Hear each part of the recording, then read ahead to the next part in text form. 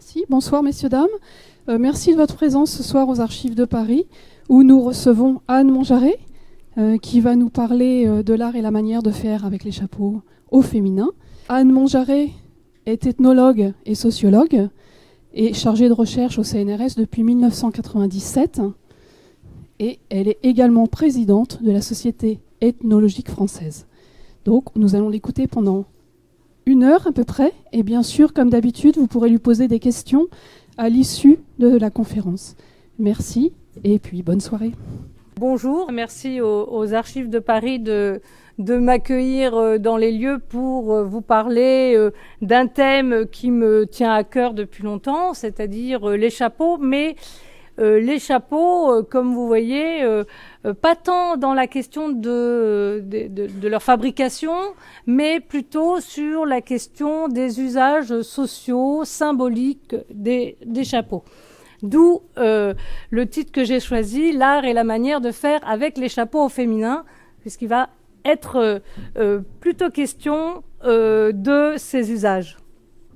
Et vous verrez quelles entrées j'ai choisies. Alors, pourquoi les chapeaux ? Eh bien, et quel intérêt il y a à s'intéresser aux chapeaux ? C'est que c'était un des accessoires indispensables pour les femmes. Alors, je regarde dans la salle. Aujourd'hui, nous ne portons plus de chapeau, ou peu, en fonction des cérémonies, les mariages, voilà, mais des bonnets. Mais pas forcément de chapeau. C'était voilà une des conditions pour les femmes qui sortaient. C'était on ne sortait jamais tête nue, comme on disait. C'est-à-dire aussi on ne sortait jamais en cheveux. Voilà. Et vous allez avoir tout. Voilà, tout l'exposé va être un peu autour de cette question-là. Et donc. Le port, on va dire, du chapeau était très codé. Et ce que je vais essayer de faire avec vous, c'est de décoder tout ça. D'une part. Alors, si on reprend la thématique du superflu, c'est aujourd'hui qu'on pourrait dire que le chapeau est superflu. Mais à la fin du 19e siècle, puisque c'est un peu la période qui va m'intéresser, et disons jusqu'aux années 60, on peut dire que le chapeau n'était pas vraiment superflu. Il faisait partie intégrante des accessoires, de l'habillement des femmes. Et il est intéressant à étudier parce qu'il va me permettre d'interroger ce qui peut être considéré comme les bonnes manières et les mauvaises manières, le bon genre et le mauvais genre. Donc, un attribut féminin par excellence, parce que justement, il nous parle de la symbolique des femmes, de tout ce qui est et ce que doit être une femme. Et c'est pour ça qu'il est vraiment intéressant. Alors, j'ai choisi de vous parler du chapeau, mais pas seulement. J'ai aussi décidé de vous parler de ce qui va avec le chapeau, c'est-à-dire la boîte à chapeau. Parce que ça faisait partie du même univers, et parce qu'également le langage social et symbolique qui va avec le chapeau va aussi avec la boîte. Et qu'il y avait un certain nombre de codages qui étaient liés aussi à cette boîte. Et également, parce que c'est l'occasion aussi de parler des professionnels, c'est-à-dire des modistes et autres figures, parce qu'il sera plutôt question de figures que de véritables modistes. Je ne vais pas vous faire une histoire de la mode, et quand je dis mode, c'est-à-dire des personnes qui fabriquent des chapeaux, mais plutôt une histoire sociale, on va dire, du port de ce chapeau et de la symbolique du chapeau. Alors, ce qui va être aussi un peu particulier, parce que très souvent, c'est en historien que l'on pourrait décortiquer cette histoire, vu la période que j'ai choisie, mais c'est un détour ethnographique, c'est plutôt une lecture même ethnographique que je vais vous faire de, finalement, ces figures et leurs accessoires de mode. C'est important parce que je ne suis pas historienne. Donc vous pourrez aussi me reprocher certaines choses dans les interprétations, dans la manière d'amener les sources, dans la manière de situer mes sources. Et donc je préfère le prévenir parce que, voilà, je suis ethnologue, pas historienne. Et donc mon approche de l'histoire, elle se fait avec ce regard-là. Alors ça ne veut pas dire qu'on ne se croise pas, ça ne veut pas dire qu'on ne travaille pas de façon similaire, mais je pense qu'on ne rentre pas toujours de la même façon sur les sources, et vous allez voir pourquoi. Alors, également, vous allez voir que j'ai choisi un fil conducteur pour cet exposé, et en particulier 3 statues parisiennes. Vous allez voir après, au fur et à mesure, je ne les ai pas mis là dans mon introduction, 3 statues parisiennes qui vont être le déclencheur pour moi d'une analyse sur, entre autres, ce langage symbolique. Un langage symbolique, et vous allez le voir parce que ça traverse aussi mon intervention, mes travaux antérieurs, c'est-à-dire que j'ai commencé, moi, la recherche avec réalisé une thèse sur la fête de Sainte-Catherine dans le monde de la haute couture, mais aussi dans les entreprises. Mais j'y reviendrai, c'est le chapeau qui est l'objet rituel de la fête de Sainte-Catherine. Donc, un peu naturellement, j'aime pas ce terme, mais j'ai suivi le cours des choses et qu'après la fête de Sainte-Catherine, j'ai voulu étudier les modistes. Les modistes qui m'ont également amené aux figures des midinettes, qui m'ont amené à la question du patrimoine parisien concernant les midinettes. Alors, les midinettes, je ne sais pas si tous, je pense que oui, mais ce sont les ouvrières de l'aiguille parisienne, midinette, parce qu'on disait qu'elles, à midi, net, elles sortaient faire dinette, c'est-à-dire déjeuner, d'où le terme. Et donc, à partir de là, j'ai commencé à creuser ce qui était disponible sur ces femmes aujourd'hui. Et ce qui était disponible de façon aussi visible dans l'espace public. Et il y avait trois statues. Seulement 3 statues. Parce que quand on voit le nombre de statues qu'il y a qui représentent des allégories féminines ou des reines, etc., elles sont mineures, donc. Et elles sont également mineures très souvent dans le discours qui existe autour d'elles dans les guides. Voire même, ces 3 statues, je vais y revenir, n'existent même pas. Elles ne sont même pas évoquées, parce qu'elles sont tellement indifférentes. Sauf que moi, justement, c'est l'inverse. J'ai trouvé intéressant d'essayer de comprendre ce qu'elles nous disaient, d'une société à un moment donné, des femmes à un moment donné, même si ce n'était pas la réalité sociale, parce qu'on évoque peu, ou en tout cas dans les représentations, il n'est pas question des conditions sociales des ouvrières.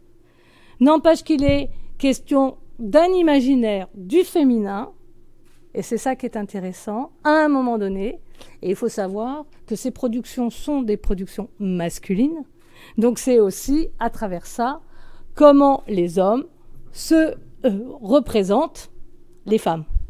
Et c'est ça qui m'intéresse également. Alors, trois statues. La Montmartroise, alors très très peu connue, alors encore moins connue que celle que je vais vous citer après, qui se situe Square Carpeaux, dans le 18e.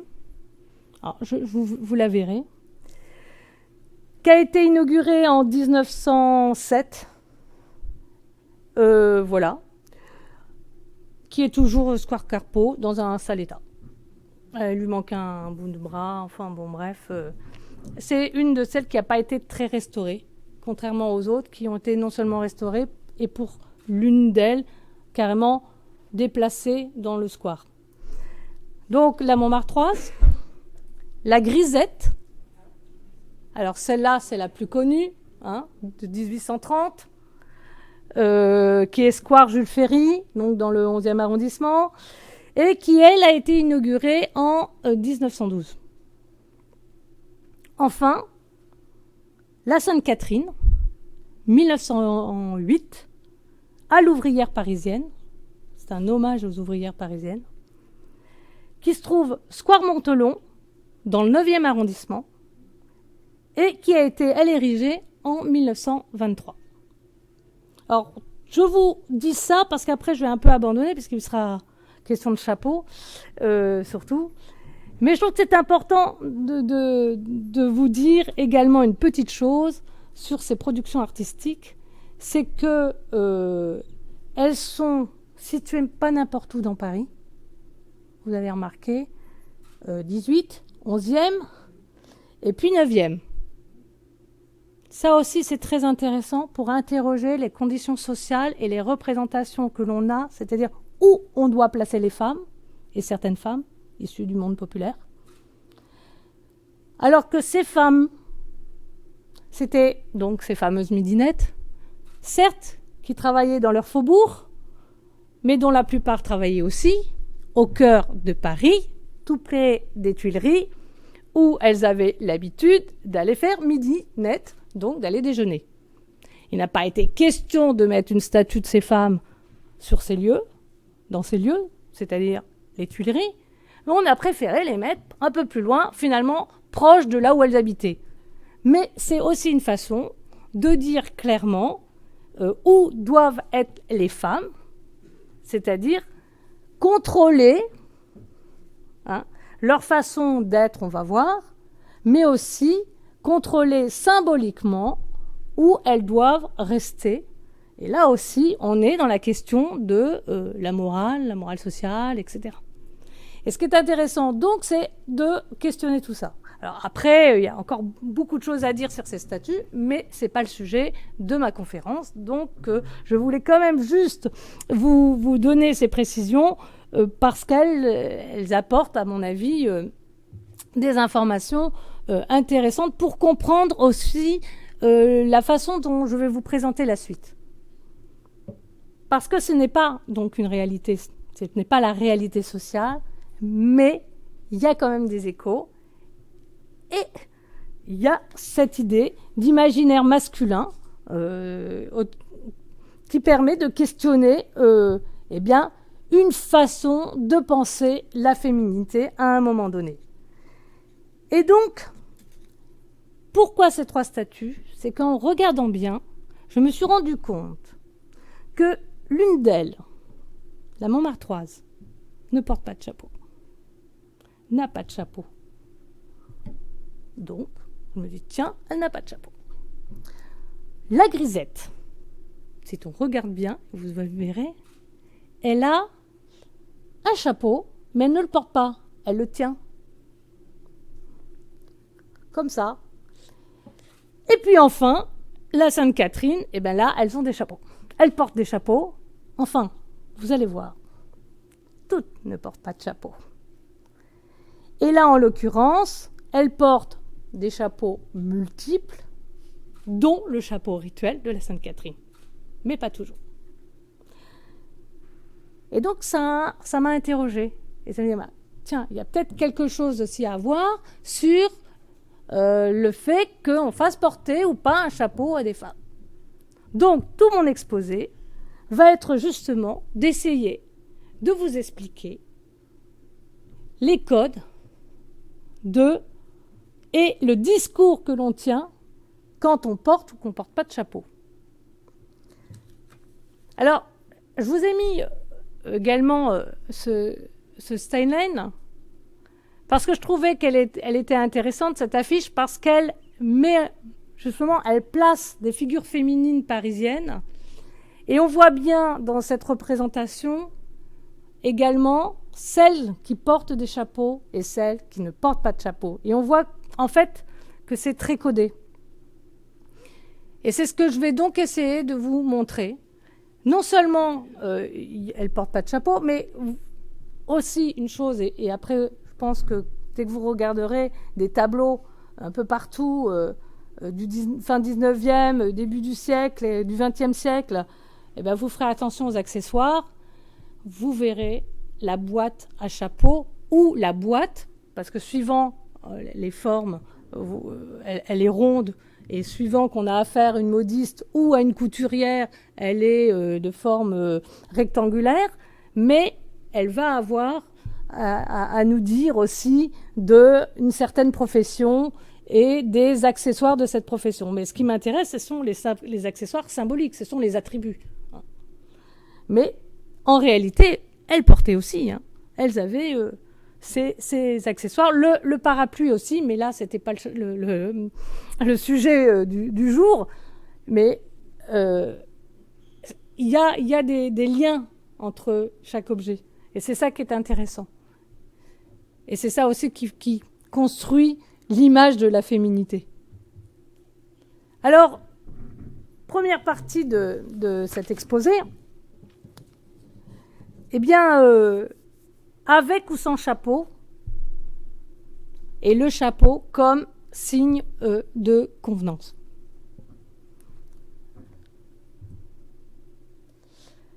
Alors, première sous-partie, j'aimerais vous parler justement à la fois du chapeau ordinaire, mais aussi du chapeau rituel.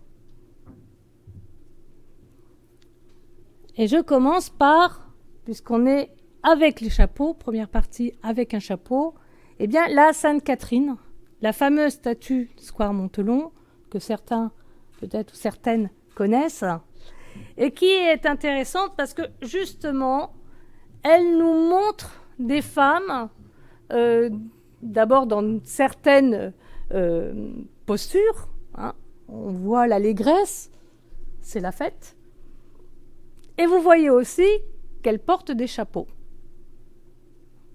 Enfin, sur ce côté-là de la photo. Vous allez voir après. Des chapeaux, vous voyez, dont le personnage central portant un chapeau un peu différent. Alors, elles sont dans l'espace public, donc elles portent toutes des chapeaux. 2, il y en a une qui porte un chapeau différent. Et celle-là, on peut présupposer que c'est une Catherinette. Alors, la Catherinette, c'est la célibataire de 25 ans qui est fêtée le 25 novembre. Alors, il faut savoir qu'à cette période-là, alors là, justement, c'est pas tout à fait la réalité, toutes les filles coiffaient Sainte Catherine. C'est-à-dire que Sainte Catherine était la patronne, en fait, des filles à marier. Aujourd'hui, on a gardé que la Catherinette.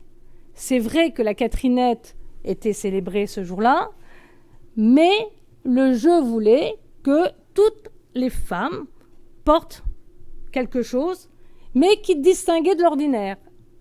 Alors que quand on regarde la statue, là, c'est en principe la fête de la Sainte Catherine, mais elle porte des chapeaux qui sont leurs chapeaux quotidiens. On voit aussi une façon exacerbée de montrer la féminité. Là aussi, d'autres attributs importants et d'autres postures importantes pour comprendre la féminité, c'est la cheville, la jupe relevée, enfin soulevée.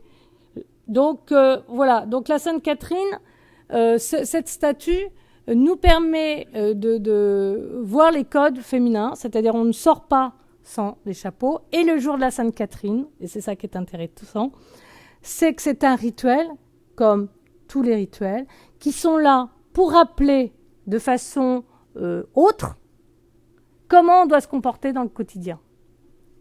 On a aussi, ça sert un peu d'apprentissage aux plus jeunes, c'est-à-dire, c'est un peu aussi, j'ai travaillé sur le conte, on a un peu le même effet, c'est-à-dire on vous raconte une histoire, on vous demande de faire certains gestes Et c'est les gestes que vous aurez à faire plus tard, parfois, ou que vous devez faire tous les jours.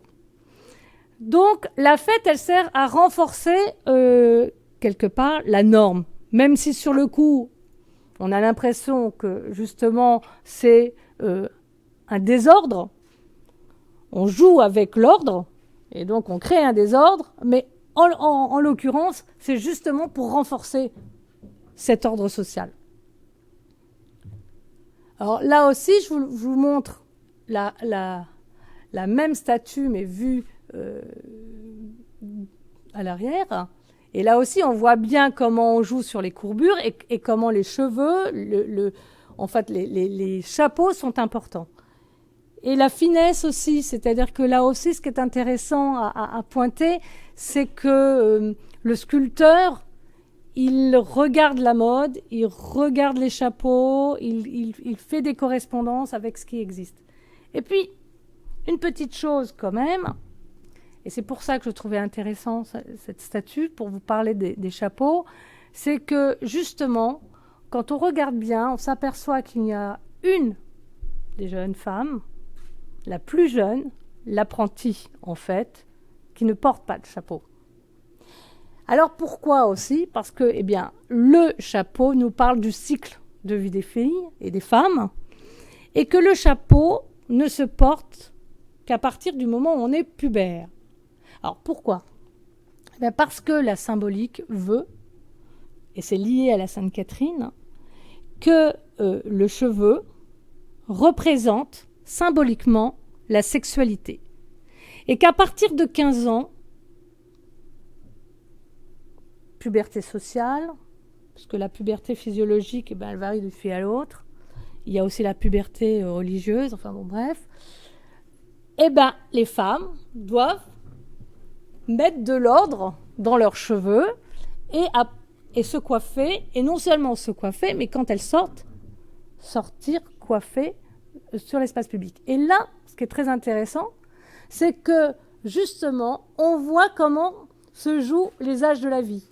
La Catherinette, qui porte un chapeau, qui la définit comme une fille de 25 ans, célibataire.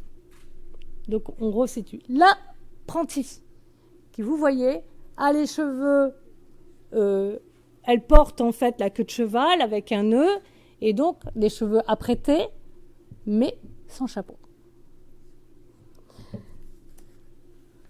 Et c'est, voilà, j'allais dire, un certain nombre de choses sont dites sur le chapeau, le fait que ça soit couvert, qu'on doit porter un chapeau en sortant. Et ce qui est intéressant, c'est le lien aux expressions. Par exemple, on dit donc coiffer la Sainte Catherine. Alors, coiffer la Sainte Catherine, pourquoi? Parce que, à l'origine, les jeunes filles allaient coiffer la sainte, c'est-à-dire, comme en Espagne, vous voyez, au moment des processions, on sort les saints et on habille les saints. Et donc la Sainte Catherine était à un moment où on habillait les saints. Donc les filles qui étaient sous le patronage de Sainte Catherine allaient habiller leurs saintes. Et en particulier, la spécificité de Sainte Catherine, en particulier d'Alexandrie, c'est de porter la coiffe. On fait porter la coiffe à cette Sainte Catherine. Alors pourquoi?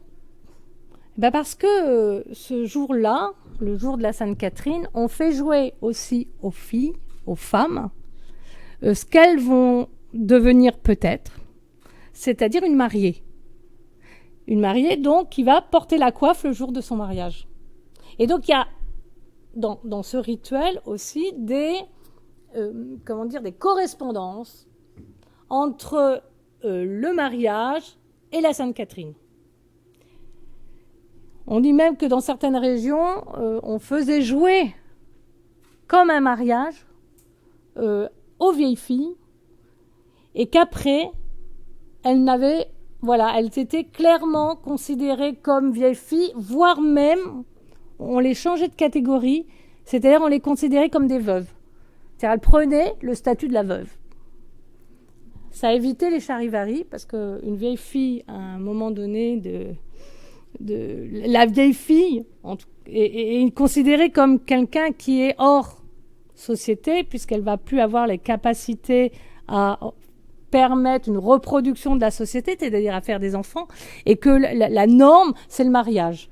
Et à partir du moment où on comprend que la norme, c'est le mariage, on comprend aussi que les rituels qui entourent finalement toute cette question du mariage soient associés symboliquement au mariage. Et c'est le cas de la Sainte Catherine.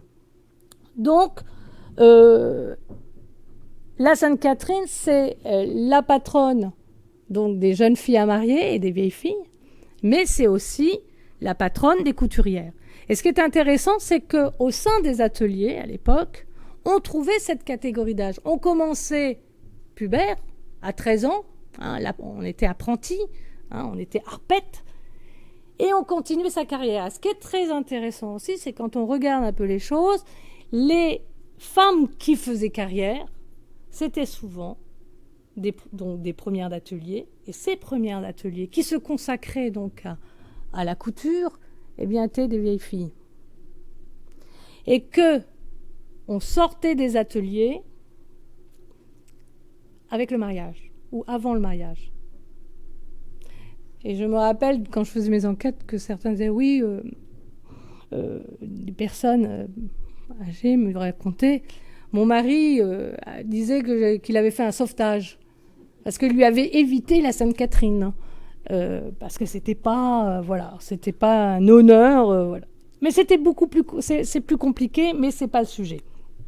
Alors, ce qui est intéressant, c'est que la Sainte Catherine, a été, s'est transformée, puisqu'on s'est mis à coiffer les filles et plus à coiffer la statue. Sauf exceptionnellement, il y a eu des moments comme ça où on a recoiffé des saintes. Alors, la Sainte Catherine. Alors, la norme, également, même quand on se couche, les femmes se portent quelque part, d'une certaine manière, se coiffent et portent j'allais dire, pas le voile, parce que c'est pas ça, mais ça serait polémique, mais le fichu. Voilà. Donc, là aussi, c'est intéressant parce que on voit bien que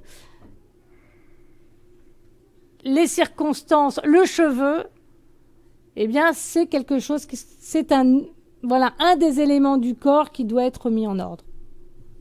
Et qui se met en ordre. Alors voilà la Sainte Catherine.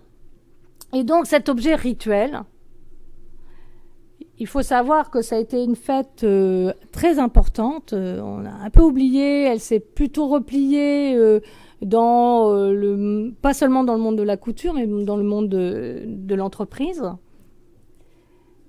Et ça, c'était le chapeau qui était offert aux Catherinettes.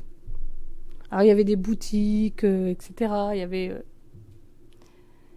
là aussi des rituels, toujours avec des mises en scène de mariage, justement, où on mime certaines, on met en scène un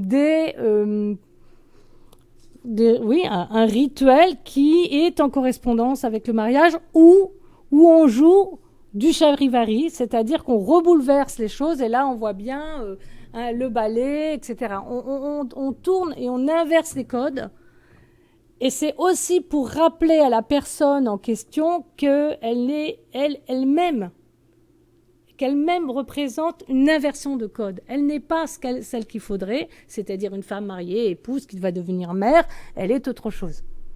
Et ça, la société, elle pointe ça continuellement. Alors, voilà un bel exemple de la Sainte Catherine. Donc, vous reconnaissez un peu peut-être le décor. On est l'opéra, pas très loin, etc.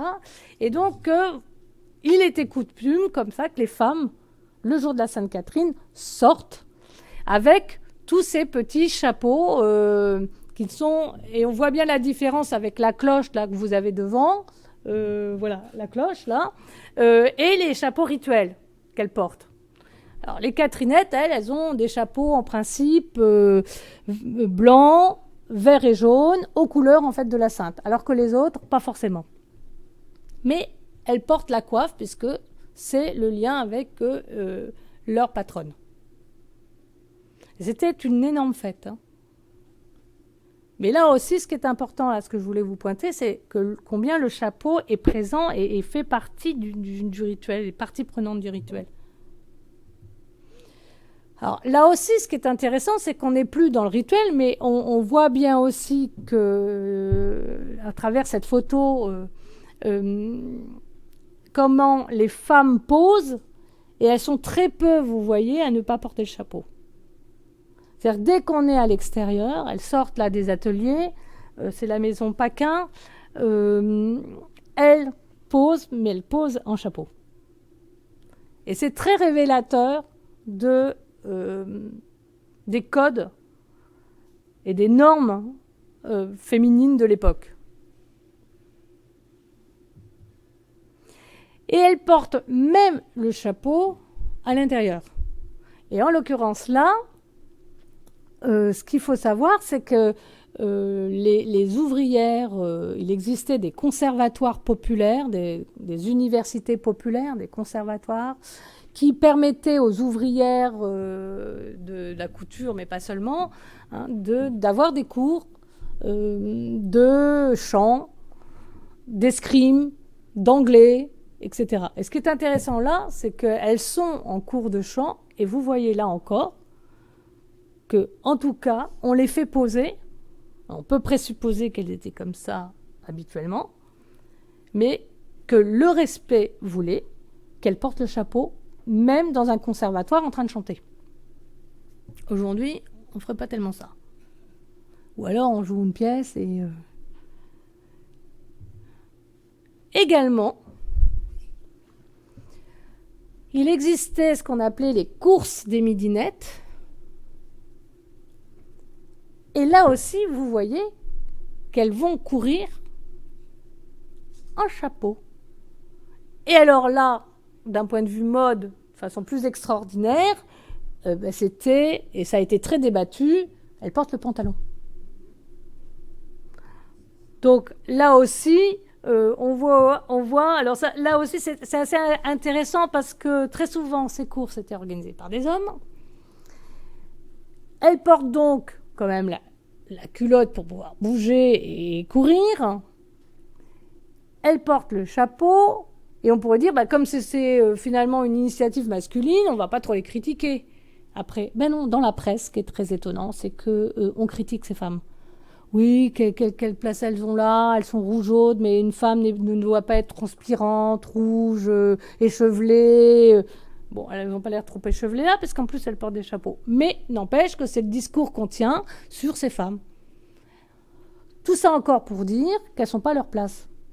La place des femmes, c'est éventuellement quand elles sont jeunes au travail, après plutôt dans leur foyer, mais surtout jamais dans l'espace public.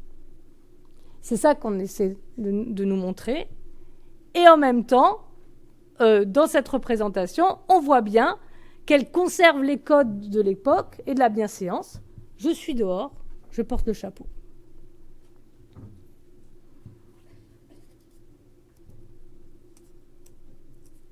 Hop. Alors, juste avant aussi,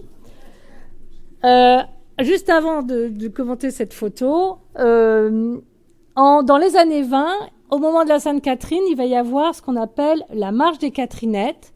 Et là, ce qui est intéressant, c'est qu'elles n'ont pas forcément le chapeau. Et on est dans les années 20. On n'est plus au début du siècle, enfin du 20e.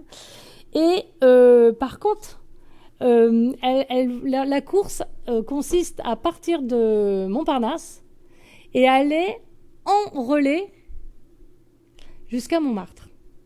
Alors vous imaginez Paris et cette course, l'ambiance que ça pouvait être. Et alors le relais, c'est quoi? C'est la boîte à chapeau. C'est une boîte à chapeau. Je vous ai pas mis de photos là, etc. Mais c'est la boîte à chapeau. Et là aussi, ça, voilà, par rapport à l'écho et à la suite de mon exposé, je regarde l'heure quand même, c'est bon.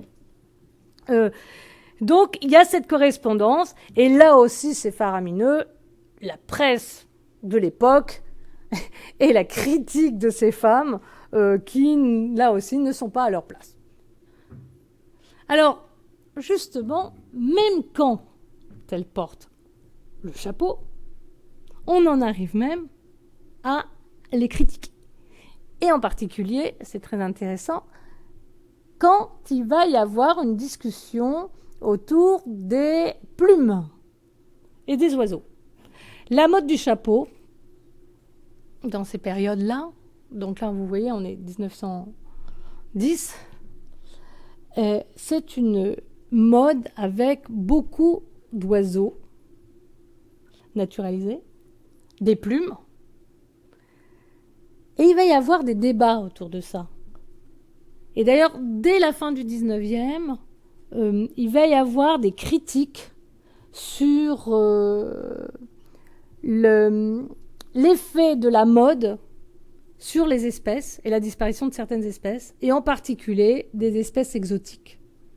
Donc on va recoder, et même beaucoup plus tard après, l'usage des plumes dans la mode. Alors là, c'est intéressant parce que on va aussi utiliser ce langage des oiseaux pour dire aux femmes jusqu'où elles peuvent aller. Alors, une chose qui est importante aussi, c'est que dans la symbolique liée aux midinettes, l'oiseau est son compagnon. Dans la plupart des photos, des gravures, enfin, qui mettent en scène, et vous allez les voir après, la midinette, eh bien, elle est toujours accompagnée d'un oiseau, de moineaux. Quand elle est midinette en train de manger aux Tuileries, c'est avec des petits moineaux. Quand elle est avec ses... Et elle-même, le langage qu'il a décrit, les décrivent comme des nuées de moineaux, etc. Elle est accompagnée aussi de son pinson, et elle aussi chante comme lui. Alors son pinson est en cage, et ça représente aussi sa situation à elle. Elle aussi, elle est en cage. Donc une cage sociale, mais une cage quand même. Et donc, continuellement, quand on dépouille un peu la presse, quand on voit un peu, on dépouille les cartes postales, etc., qui sont liées à ces midinettes, eh bien, il y a ce langage des oiseaux qui est utilisé. Et il est donc aussi utilisé pour dire un certain nombre de choses. Vous voyez, Mimi, c'est la prostituée, la grue, c'est la prostituée, et comme par hasard, on lui fait porter une énorme grue, etc. Mais à chaque fois, on condense finalement un langage symbolique qui renvoie exactement à la même chose. Alors Mimi, c'est intéressant aussi, parce que Mimi, c'est la musique. C'est Mimi Pinson, une des grosses figures avec Louise, Gustave Charpentier, d'un roman musical qui construit la figure de la midinette, avec évidemment tout un historique avant de la grisette, etc.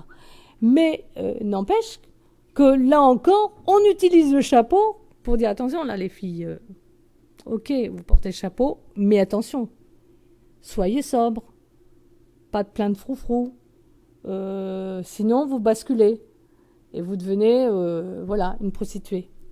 Et d'ailleurs, quand je vous disais au départ et dans mon introduction que toute la discussion, on va dire, où les éléments autour des femmes tiennent sur la bonne ou la mauvaise moralité. À chaque fois, en fait, ce qui est discuté, on les fait courir, mais après on dit oui, mais attendez les filles, là, c'est pas votre place. Et là, c'est la même chose. Et c'est continuellement comme ça. C'est-à-dire que les femmes, il faut leur penser ou leur dire exactement où elles doivent être. Finalement, une trop grosse visibilité et une trop grosse visibilité dans l'espace public pose problème.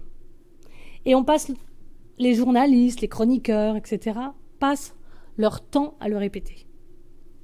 Et le chapeau, parce qu'il est un signe visible, permet aussi de dire tout ça, de raconter finalement ce que sont ces femmes. Alors ensuite, on continue le voyage, son chapeau à la main, c'est-à-dire la grisette. La fameuse grisette, donc inaugurée en 1912. Alors ce qui est intéressant là, c'est qu'on voit bien qu'elle a les cheveux bien ramassés. Elle est dans la retenue, ça sous-entend. Elle est jeune. On voit bien que c'est pas une femme d'un certain âge, etc., mûre. C'est encore la jeune. On peut présupposer qu'elle est peut-être harpette. Alors, ce qui est intéressant, par contre, c'est que tout d'un coup, on se dit, ouais, mais elle a un chapeau. Mais on ne lui fait pas porter. Et c'est un peu comme le conte du chaperon rouge, où le petit chaperon rouge, en tout cas dans un des contes du chaperon rouge, qui est un des contes oraux, où on demande à la petite fille, elle rencontre le loup, et le loup lui dit, mais tu prends quel chemin, toi? Celui des épingles ou des aiguilles? Quel chemin tu dois prendre? Et elle hésite, évidemment, parce que faut savoir aussi, dans la symbolique, que l'aiguille, c'est celle qui a un chat, et donc un trou, et donc qui est la symbolique de la sexualité, alors que l'épingle, c'est la symbolique de l'attribut de la jeune fille. Et donc, qu'est-ce qu'on fait jouer à la petite... et comme elle, finalement, à la grisette, c'est d'être à la fois celle qu'elle commence à ne plus être et celle qu'elle va devenir. C'est-à-dire, elle est un entre-deux. Elle est à la fois plus tout à fait une petite fille, mais ce n'est pas encore une femme. Et c'est pour ça, mais c'est mes interprétations, moi, mais ça se croise à d'autres types d'analyses sur les contes, etc., où on retrouve des similarités. Et donc, ce qui est intéressant, c'est que cette mise en scène des symboles, eh bien, nous place la jeune fille dans le cycle, dans son cycle de vie. Et le chapeau nous dit ça aussi. Elle ne le porte pas encore, mais elle va le porter. Alors là aussi, et on retrouve ça avec la figure de la midinette, avec la figure de la Catherinette. Ce qui va se jouer, c'est être du côté de la sainte, d'une certaine manière, et du côté de la putain. On est dans la sexualité, c'est-à-dire pas de sexualité, et dans la sexualité.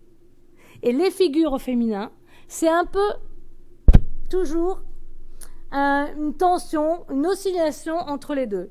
Voilà, on est entre les deux, c'est-à-dire entre la sainte et la putain. Alors, pour ceux qui seraient intéressés sur la grisette, il y a eu une exposition en 2013, autour de 2013, je crois, au musée Balzac, et il y a un super catalogue qui s'appelle Elle court la grisette. C'était à la maison Balzac, et évidemment la grisette a été évoquée, et le catalogue est superbe. Voilà, il y a les chansons, il y a un certain nombre de choses qui sont passionnantes. Alors, on était dans l'entre-deux, et là on glisse progressivement. Alors là on voit bien, là je vous ai montré le chapeau. Donc un beau chapeau, là aussi on voit le souci quand même, c'est ça qui est intéressant, c'est qu'à la fois c'est dénigré par d'une certaine manière, oui, c'est dénigré par les historiens de l'art, enfin d'une époque. Maintenant il faudra que je discute avec je l'ai jamais fait, mais avec des historiens de l'art contemporains. Et en même temps, moi je trouve que ça m'apporte des informations sur la mode, ça me donne des précisions sur un certain nombre voilà, d'éléments sur les accessoires. Et je me dis, mais pourquoi on les dénigre? Pourquoi on n'en parle pas? Pourquoi ça ne fait pas partie des choses à aller visiter, etc., comme les autres? Enfin, ça, je plaisante en disant ça parce que je présuppose aussi que c'est un des problèmes qu'a évoqué Michel Perrault. Ça s'appelle le silence des femmes dans l'histoire. Hein. Voilà, les femmes, on a eu du mal à leur trouver de la place.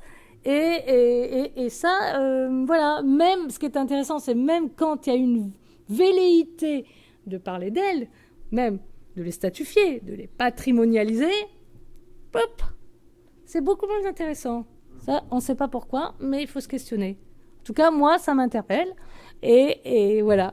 Donc, on va passer maintenant au sans chapeau, hein, puisque je je vous ai dit que la bienséance, c'était le chapeau, que ça me permettait aussi de comprendre les cycles de vie.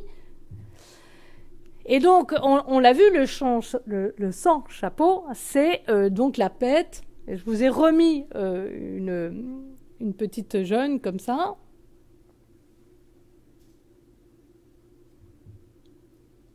Et nous avons la figure de la Montmartroise.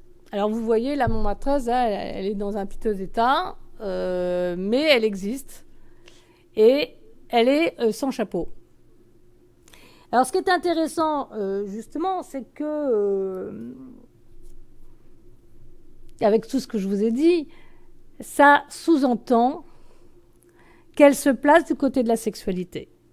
C'est-à-dire que se montrer en cheveux sur l'espace public, c'est qu'on se situe du côté de la prostitution. Alors il faut savoir aussi que c'est la Montmartroise. C'est-à-dire qu'il faut aussi recontextualiser cette figure dans Montmartre, dans ce qu'était Montmartre, dans cet espace festif. C'était les lieux où aussi des midinettes allaient danser, on allait au Moulin Rouge, au Moulin de la Galette, etc. Et c'est là aussi qu'elle rencontrait les bourgeois, mais aussi les artistes bohèmes, etc. Tout.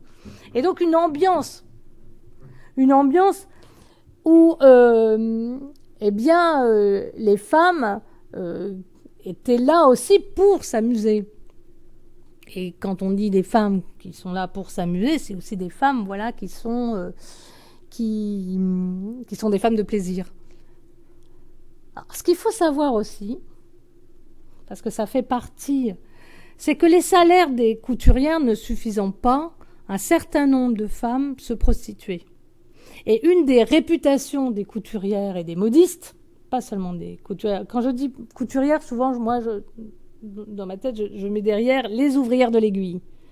Donc les ouvrières, et donc elles étaient dans le modiste, les broderies, les fleurs artificielles, enfin il y avait l'industrie à l'époque et l'artisanat de la mode, c'était assez faramineux. Et donc, ces femmes, elles avaient cette réputation d'être légères. Et c'est même elles qui détenaient le savoir de la sexualité, même dans les communes. Il y a eu le très beau travail d'Yvonne Verdier, façon de faire, qui montre qu'on envoyait les filles faire un stage à la puberté chez la couturière, pas pour apprendre la couture, et non, pour apprendre le langage des aiguilles, c'est-à-dire celui de l'épingle et de l'aiguille. Et d'ailleurs, on dit, il y a une expression, Sainte-Catherine n'a pas d'aiguille, Saint-Nicolas lui en passera. Ça voulait tout dire. Et en fait, on envoyait les filles faire cet apprentissage, mais parce qu'on savait que c'était les lieux où les femmes parlaient entre elles, se racontaient aussi leur vie sexuelle et leur sexualité. Et donc l'apprentissage de la couture, c'est aussi l'apprentissage de l'être féminin. Et être femme, c'est connaître bien la sexualité. L'amour, la sexualité. Donc il y a tout cet apprentissage qui se fait par là. Et donc Montmartre incarne aussi tout ça. Ces moments de plaisir. Alors, on pourrait dire aussi que c'est pas seulement la sexualité, c'est aussi l'amour, hein, voilà. Mais n'empêche que c'est pas complètement... Elle est dans la retenue, mais pas complètement quand même. Et c'est ça que l'on veut montrer. Alors là, une autre vue. Alors là aussi, moi, ce que je trouve passionnant, c'est comment le vêtement féminin, comment on remet en scène. Alors on l'a vu dans la peinture beaucoup plus, hein, parce que ces statues, elles sont peu commentées, hein, c'est assez extraordinaire d'ailleurs. Mais quand on s'y intéresse, comme je l'ai fait, voilà, on regarde autrement ces statues et j'ai dit mince, c'est dommage celle-là, on restaure pas, par exemple, on la restaure pas. Voilà, mais c'est comme ça. Alors là, on voit la même complète. mais presque au moment où elle a été... et on voit bien aussi les arbres ne sont pas encore... on voit qu'il y a eu... c'est pas très loin des carrières, donc c'était au moment aussi Montmartre était encore village, j'allais dire, était en plein moment de reconstruction, hein, des carrières, et donc les immeubles n'étaient pas encore tous construits. Alors là aussi, donc pour vous dire que là c'est clairement une midinette et on la représente sans chapeau. Et ce qui est intéressant, c'est quand on lit après la petite légende, elle se rend quand même, on sent un rendez-vous galant. Hein. Donc là aussi, est-ce que c'est pas pour nous dire ce rapport à l'amour, voilà, l'amour égale éventuellement sexualité. Alors là aussi, une des spécificités de cette figure, et j'y ai travaillé avec Michaela Nicolai, qui est une musicologue, sur la musique. Ce qui est très intéressant, c'est qu'il y a toujours la question musicale, l'oiseau qui est présent, mais là vous voyez aussi, puis en rythmant son pas sur un air de romance, et la midinette, c'est toujours ça. C'est-à-dire, on ne peut pas s'empêcher de parler d'elle comme au rythme de la musique. Et elle-même fredonne, Paris devient musical autour. Voilà, tout est musique. Alors là, donc en intérieur, et là, je vous ai mis cet ensemble de cartes postales que j'ai trouvé sur Internet parce que elle me semblait tout à fait intéressante parce que là, vous voyez, alors là, ça serait très long et c'est pas le propos ici, mais l'oiseau, la cage avec l'oiseau, là, elle est chez elle, donc elle est en cheveux, mais elle n'a pas les cheveux longs, elle a quand même une retenue quand même. On voit qu'il y a tout un... Et puis là aussi, elle est, on voit, ouvrage en main et chanson aux lèvres. C'est-à-dire, la midinette, elle chante. Tout le temps. Mais ce qui est intéressant quand même, petite chose au passage qui n'est pas liée au chapeau, mais n'empêche, elle lit le journal. Donc c'est le milieu peut-être issu, milieu populaire, ouvrier, pas n'importe quel monde, parce qu'elle fréquente quand même les bourgeois, les clientes dans les maisons de couture, c'est quand même des bourgeoises, etc. Et que ça transpire un peu sur ce qu'elles sont, de fait, et elles lisent. Il y a des bibliothèques, etc. Alors qu'on pourrait penser, voilà, se raconter que, bah non. Alors on lui met, voilà, le journal en main. Et puis il faut savoir que les couturières, là vous voyez, on les représente sans chapeau et c'est pas pour rien non plus. Elles sont sans chapeau et je pense que c'est aussi volontaire. C'est que ce sont les mouvements de grève.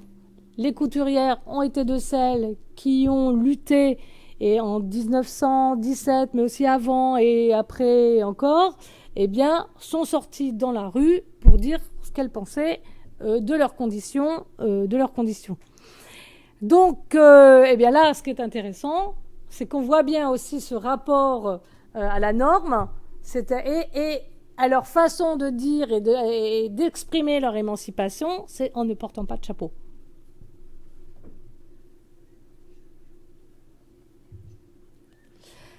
Là, intéressant, vous voyez que dans la photo précédente, je montre comment s'exprime à travers ce corps et bien leur position, hein, politique donc, d'une certaine manière. En tout cas, elles font valoir leurs droits, d'une certaine manière. Et là, quand vous lisez bien cette carte postale, qui est une série sur les midinettes, avec tout le stéréotype de la midinette, on lui fait lire un journal. Elle porte le chapeau. Hein. C'est midinette, hein, c'est-à-dire qu'on présuppose qu'elle est sortie de l'atelier et donc qu'elle va déjeuner, mais elle va aussi lire son journal, sauf qu'il y a quand même marqué la politique, ah non, merci. Là aussi, c'est intéressant parce que ça pose la question de qui a écrit ça et qu'est-ce que on est en train ou en tout cas, quelle leçon on doit tirer de ça? C'est-à-dire que finalement, Anon, qui parle derrière ce Anon? Celui qui a écrit est plutôt un homme, ou qui dit à cette midinette, mais ta place, la politique, c'est pas ta place. Hein. Et donc, voilà, c'est un peu comme les contes. On raconte des choses parce qu'on donne les codes de la morale à travers le discours qui accompagne la figure. Ça ne veut pas dire donc, pour autant, que ces couturières ne tenaient pas un langage politique, qu'elles ne se réunissaient pas à la Bourse du Travail pour énoncer ce qu'elles avaient à dire et être d'une certaine manière des militantes. Mais n'empêche qu'on leur rappelle que c'est peut-être pas tout à fait voilà, l'endroit où elles doivent être. D'autres moments, justement, où elles prennent la parole, donc les grèves, et où on voit bien aussi le jeu des chapeaux et comment on joue avec cet accessoire, c'est au moment de la Sainte-Catherine.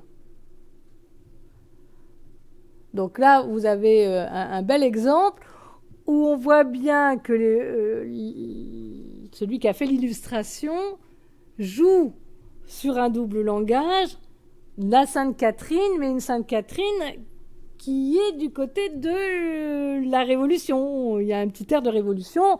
Vous voyez quand même la pointe, la tête sur une pointe. C'est quelques petits rappels historiques, mais qui positionnent les femmes aussi, et qui sont peut-être, parce qu'il y a là les forces de l'ordre, vous voyez les forces de l'ordre à représenter dans le coin. Il y a cette présence voilà, de l'homme et qui représente les forces de l'ordre, c'est pas n'importe quel homme qui est présent. Et ça, c'est aussi très intéressant voilà, de voir les mises en scène dans cette iconographie. Alors, pour le dernier, je ne sais pas combien il me reste. Oh là, il faut que j'aille un peu plus vite. Je vais aller un peu plus vite. Alors, ce qui est intéressant aussi dans toute cette côté folie, etc., et au moment de la Sainte-Catherine, il suffit aussi de regarder la presse, de lire la presse, et on joue sur toutes les expressions liées au chapeau.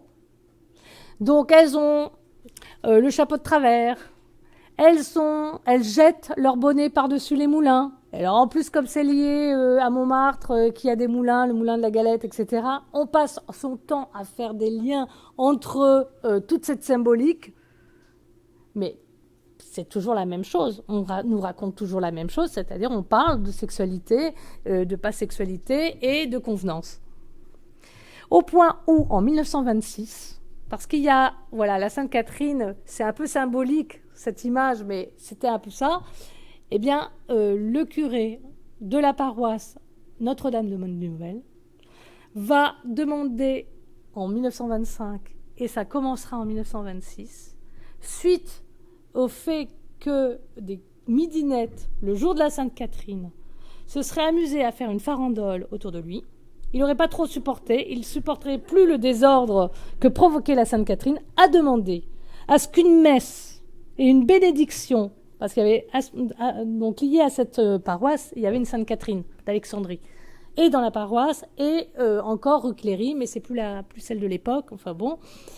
Eh bien, à partir de 1926, tous les ans, les Catherinettes vont se rassembler à la paroisse, donc Notre-Dame de Bonne-Nouvelle, avec une procession qui ira rue Cléry pour et mettre des fleurs, et d'une certaine manière coiffer Sainte Catherine, et ça va durer jusqu'en 1969, où l'Église va considérer Sainte Catherine comme apocryphe, et là on va à tout arrêter, et tout arrêter du côté de l'Église, mais le rituel, lui, va continuer.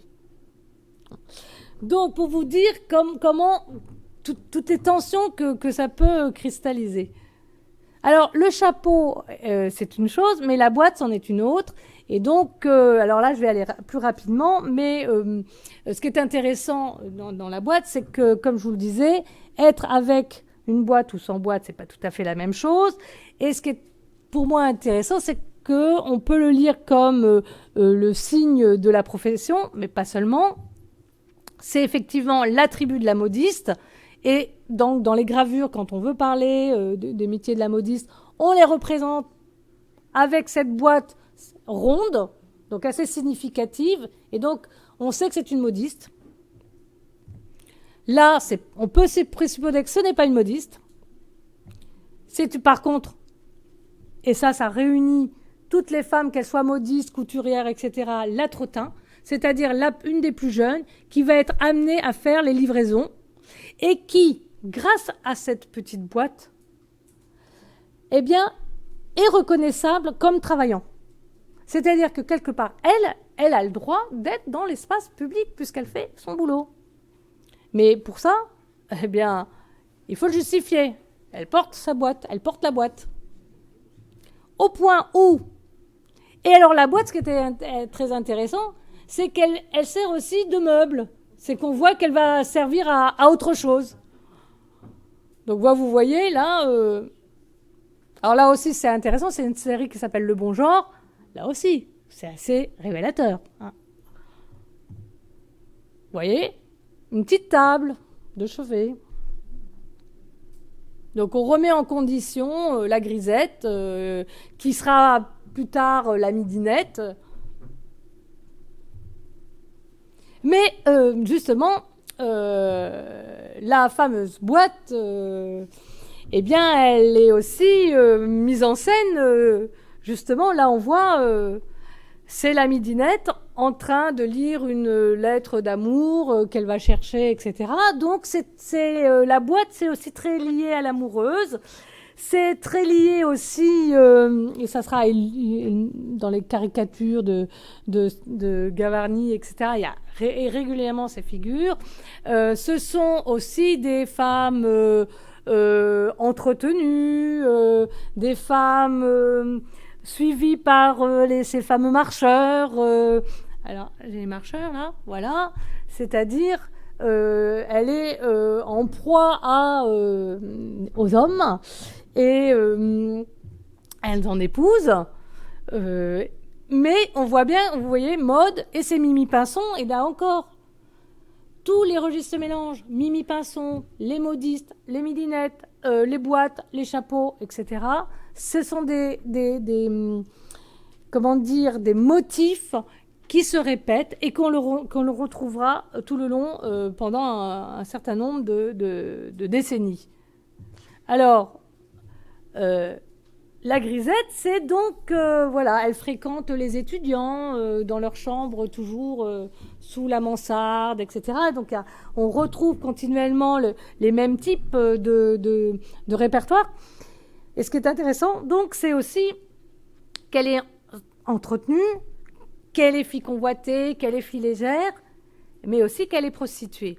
Alors, au point où un des auteurs qui a écrit sur la prostitution, qui s'appelle Coffignon, est alors son bouquin c'est sans date, mais comme il a écrit d'autres livres à peu près à la même période, ça doit être dans les années 1890 à peu près, où il fait un tableau de la prostitution parisienne. Et ce qui est très intéressant, c'est qu'il montre comment les couturières sont en mèche, en lien avec des souteneurs, que tout le réseau de prostitution, parce qu'il faut que les filles soient bien, de belle apparence, donc il y a un réseau. Et ce qui est aussi très intéressant pour revenir à nos boîtes, c'est que comme la boîte sert à justifier sa présence dans l'espace public, eh bien, il y a des fausses modistes. C'est-à-dire, il y a des femmes qui attendent avec leur boîte, sauf que ce ne sont pas des modistes, ce sont des prostituées, sauf qu'elles justifient leur présence dans l'espace grâce aux boîtes. Donc, il y a tout un jeu de vrais modistes, de fausses modistes, de modistes légères, etc., etc. Et donc, c'est ça qui est intéressant, c'est toutes les frontières qu'il y a et que l'on peut lire à travers cette figure et le fait qu'elle porte ou non le chapeau. Alors là aussi, d'autres accessoires qui font partie des accessoires de la grisette, mais là, j'y reviendrai pas. Mais on voit bien là la mise en scène. Là aussi, c'est pas mal la petite série variété de l'espèce. Ça aussi, c'est bien. Alors, en conclusion, on voit bien, et là aussi, et je vous l'ai dit et je le répète, comment cette figure passe le temps, et même dans les cartes postales, on s'amuse à le mettre en avant. Et on voit bien, par exemple, une carte postale, donc 1900 en général, autrefois la petite grisette, et comment elle est habillée, et comment donc en fait la trottin, eh bien, elle porte la boîte. Hein. Alors, elle est évidemment coiffée. Et puis après, plus tard, eh ben, vous avez la petite trottin, mais qui est donc une midinette. Eh ben, qu'est-ce qu'elle a ? Elle a la boîte. Elles sont plutôt élégantes. Hein. Elles ont changé de robe, elles ont changé de style, hein, forcément. Hein, mais n'empêche qu'elles ont les mêmes attributs. Voilà une autre petite midinette avec justement cette représentation toujours des boîtes. La boîte est toujours présente. Et puis là, de façon plus contemporaine, hein, eh bien, comment la boîte... ça, c'était donc quand j'ai pris j'ai fait ces scans. Ça devait être en 2013 ou 2014, 2-3 ans. Et là aussi, alors là, ce qui était amusant, c'est que là, elle devenait sac. La boîte à chapeau devenait sac. Donc là, on voit une transformation. Ou alors, autre transformation de la boîte, eh bien, elle devient vitrine, elle devient un élément de la vitrine, n'empêche qu'elle rejaillit, elle est ressurgie hein, dans notre, finalement, dans notre décor. On retrouve maintenant de la boîte à chapeau, hein, c'est-à-dire la forme ronde, c'est pas n'importe quoi.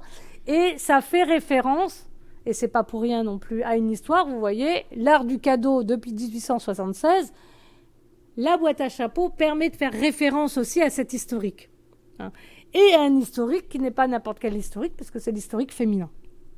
Donc, voilà, je vous remercie.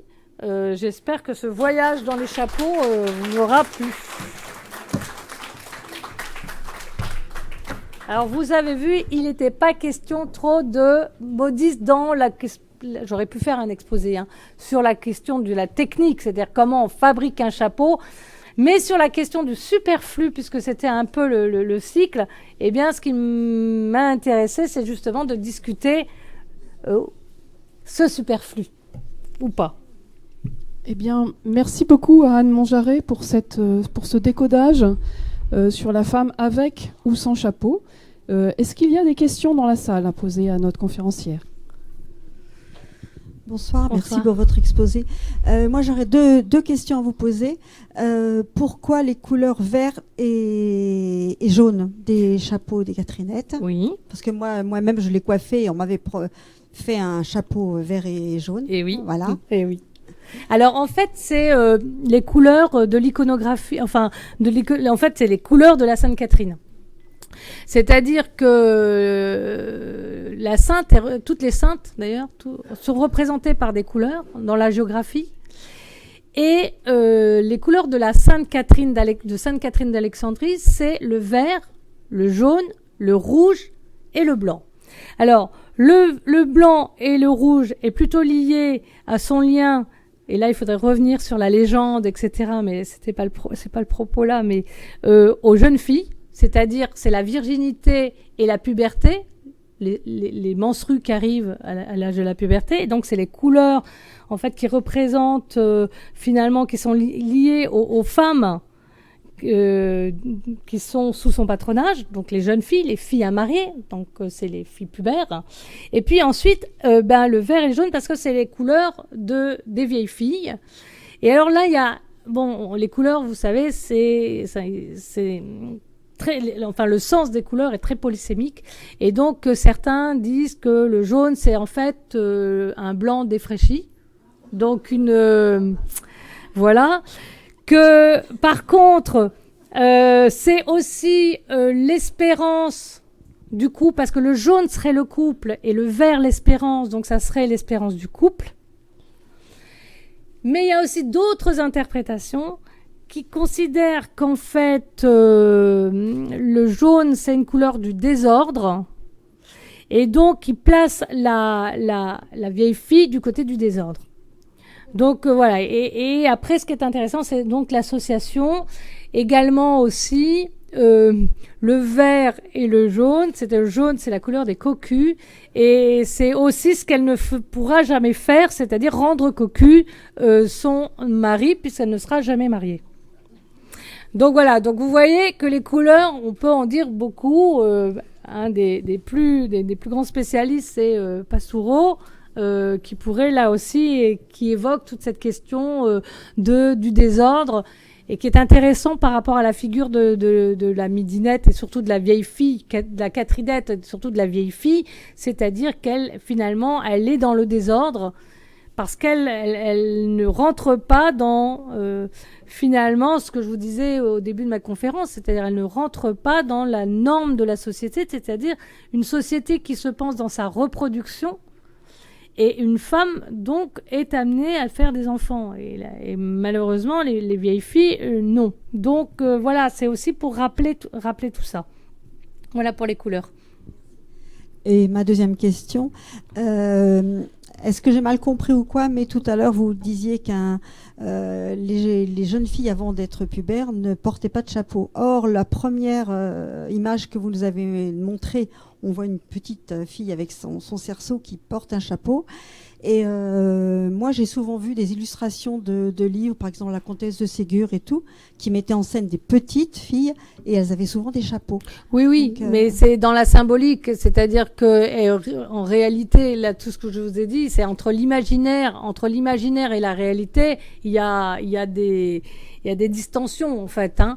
Mais symboliquement, les filles se doivent de porter la coiffe, et c'est pour ça que avant. Et ça dépend aussi des périodes. C'est-à-dire que là aussi, c'est un peu compliqué, c'est que ça dépend des périodes, et ça dépend aussi de beaucoup de choses. Mais effectivement, il y a une obligation qui n'est pas la même avant. C'est-à-dire qu'elles sont tenues, d'où le fait qu'elles rendent, d'où les expressions coiffer Sainte-Catherine. Et coiffer Sainte-Catherine, c'est aux 15 ans. C'est le moment où il y a les premiers bals. Le premier bal, c'est le moment où elles sont amenées à aller coiffer la sainte, leur patronne. C'est le moment où, en fait, on considère qu'elles n'ont plus à montrer leurs cheveux. Alors après, en réalité, les petites filles, quand il faisait froid, etc., elles portaient sans doute le chapeau. Surtout que c'était parfois la mode enfantine était calée sur la mode adulte. Donc voilà.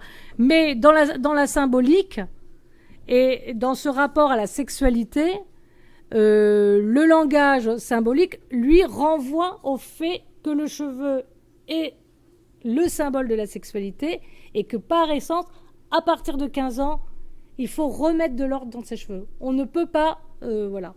Et donc, il y a une norme qui fait qu'elles deviennent femmes, et à partir du moment où on va vers cette féminité... Et comme les femmes, on n'allait pas à la messe pas coiffée, on ne sortait pas... Ouais, et donc, on a ça. Mais effectivement, vous avez raison. Certaines sont coiffées. Par exemple, les filles avec la statue de la Montmartroise, elles sont en cheveux. Elles sont avec des petits nœuds. Mais, donc, voilà, je pense que c'est plus autour du langage symbolique que d'une réalité des faits. Parce que, comme je vous disais, il y a... aucun, dans ces statuts, par exemple, il y a rien sur leurs conditions sociales. Alors que, voilà, c'est aussi un imaginaire, mais en même temps, il nous dit beaucoup de choses sur la condition féminine. Oui, s'il vous plaît. Excusez-moi, la statue de la Grisette, c'est à quel endroit? C'est en fait Square Jules Ferry. Dans le 11e. Jules Ferry ? Oui. Et en face, il y a deux statues comme ça. Il y a la Grisette, et en face, il y a Jules Ferry. Mais c'est que c'est dans le square Jules Ferry qu'il y a la Grisette, mais Jules Ferry se trouve juste en face. Et la Montmartroise ? Et la Montmartroise, c'est Square Carpeau, dans le 18e. Merci. Oui, oui, oui. Alors, je vous les ai pas donnés parce que je voulais pas alourdir le... Voilà. Donc, en fait, la Montmartroise, c'est Théophile Pierre Camel. La Grisette, c'est Jean-Bernard Descomptes. Et la Sainte-Catherine, c'est Julien Auguste Philibert Lorieux. Voilà. Donc, d'Auguste... Voilà, vous n'êtes pas plus avancé parce que justement, et c'est pour ça aussi que je pense que les historiens de l'art ne sont pas très intéressés par ces sculpteurs parce que ce ne sont pas des sculpteurs qui ont fait mémoire. Alors par contre, ce qui est intéressant, c'est l'histoire de ces sculptures parce que pour la Grisette, l'histoire, enfin ce que j'ai repéré, c'est vrai que c'est Michel Perrault qui l'a évoqué, ça aurait été une commande de sénateurs à un sculpteur parce que ils avaient, et en particulier un, mais elle donne pas le nom, donc parce que les Grisettes, c'est toute une période, et donc c'était leur jeunesse, et c'était justement ces petites ouvrières que les bourgeois devenus sénateurs, et donc ils avaient envie de rendre hommage à ces petites jeunes, on va dire, de leur jeunesse. C'est-à-dire en même temps, ils rendaient hommage à leur jeunesse, et par ce biais-là, ils rendaient hommage aux ouvrières. Mais voilà, c'est ce clin d'œil. Toutes ne sont pas des commandes.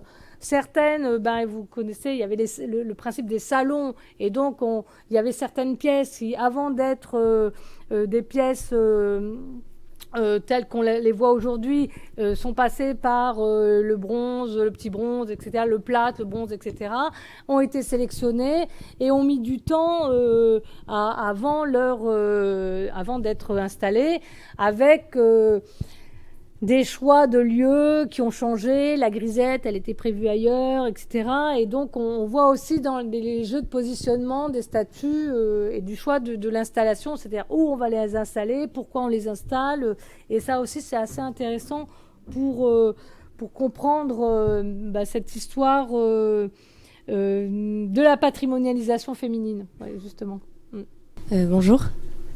Merci pour cette conférence. Moi, j'ai un questionnement qui est un peu en marge. En fait, je me demandais si vous auriez une explication quant justement à la disparition des chapeaux, peut-être au profit des bonnets ou de ce qu'on porte aujourd'hui dans le quotidien. Est-ce que vous liez ça à une émancipation de la femme Oui, en fait, c'est ce qu'on dit, c'est que avec 68 et un peu avant, alors il y a eu beaucoup de choses. Il y a eu à la fois la question de la libération, mais aussi la mode, c'est-à-dire que la mode des années 60 avec les cheveux crêpés, le chapeau était moins facile à porter parce qu'il écrasait tout. Ensuite, il y a cette idée aussi d'émancipation, oui, c'est-à-dire que je vous ai montré là pendant tout l'exposé le poids d'une certaine manière des normes, mais qui était aussi derrière le port du chapeau, c'était aussi beaucoup de choses d'autres qui étaient symboliquement forts et qui plaçaient les femmes, voilà, dans des espaces particuliers, spécifiques, et donc le fait évidemment, et puis il y a ça, et puis il y a la modernité, c'est-à-dire les femmes qui se mettent à conduire, prendre la voiture, il y a aussi le rapport à la praticité, aux pratiques. Donc en fait, il y a énormément de facteurs qui vont amener les femmes à ne plus porter le chapeau, et aussi effectivement à énoncer le fait qu'on peut être en cheveux sans que forcément on soit dans cette codification dont je vous parlais. Et effectivement, les petites filles pouvaient peut-être porter les chapeaux, et surtout à certaines circonstances, mais à un moment donné, la société correspond plus à ce modèle, et les femmes changent aussi. Alors maintenant, il y a eu des moments où on a un peu perdu la mode, elle revient, et par contre, dans les cérémoniales comme le mariage à chapeau, voilà, où il y a aussi la pratique du chapeau avec les courses de chevaux et certaines courses où on va reporter le chapeau. Donc en Angleterre, c'est plus, mais c'est une façon aussi d'apparaître et de se rendre visible. Là aussi, c'est intéressant comment le port du chapeau amène à la fois l'expression d'un respect et à la fois une façon d'être visible dans l'espace public. Merci. Merci beaucoup à notre conférencière. Merci. Merci au public. Bonne soirée à vous et peut-être rendez-vous jeudi prochain pour la conférence sur la menu statuaire.